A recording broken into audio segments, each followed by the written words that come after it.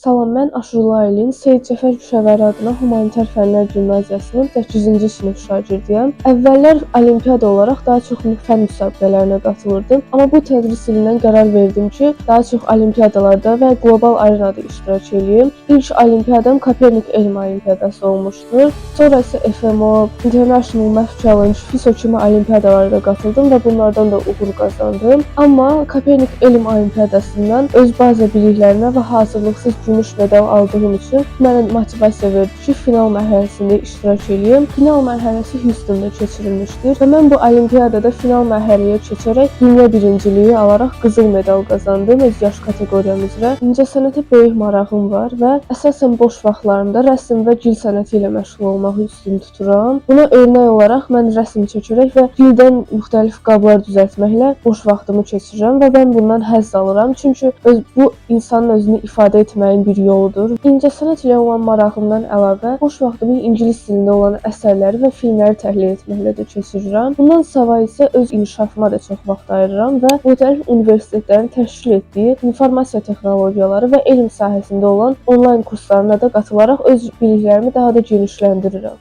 Əslində mən də keçmişdə stres keçirirdim, amma zaman keçdikcə və təcrübəm artdıqca bunu dəf etməyi bacarmışam. Məncə stressdən doğan məsuliyyət mənim uğurumun memarlarından biri olmuşdur və bunun nəticəsində mən böyük nailiyyətlərə əl atmışam. Amma siz də stressi çox keçirirsinizsə, mən sizi dərindən nəfəs almağı və sizin yetəri qədər məsuliyyəti və əmək vermisinizsə, bunun bəhrəsini qazanacağınızı yadınıza salmağınızı tövsiyə edə bilərəm. Gələcəkdə iki sahə var ki, onlar da texnologiya və tibbdir və mən bu sahələr üzrə məşğul olmaq istərdim. Genetik mühəndislik, süni intellekt və neuroscience üzrə mütəxəssis olmaq istərdim və mən hal-hazırda bu hədəfimə nail olmaq üçün çox çalışıram. Keçmiş özümə demək istərdim ki, daha çox əmək sərf eləmək, daha çox məsuliyyətli olmaq, daha çoxuna nail olmaq deməkdir. Və sən də öz vaxtını səmərəli istifadə eləsən, iş görməyi planlı şəkildə etsən, hədəfə daha çox nail ola bilərsən. Bir olimpiyada qalibi olaraq mənim də uğursuzluqlarım oldu. Amma yadda saxlayın ki, uğura gedən yol heç vaxt düz deyil. Sizin də pis anlarınız da, yaxşı anlarınız da olacaq. Amma heç vaxt öz hədəfinizi yaddan çıxartmayın. Hamınıza uğurlar arzulayıram.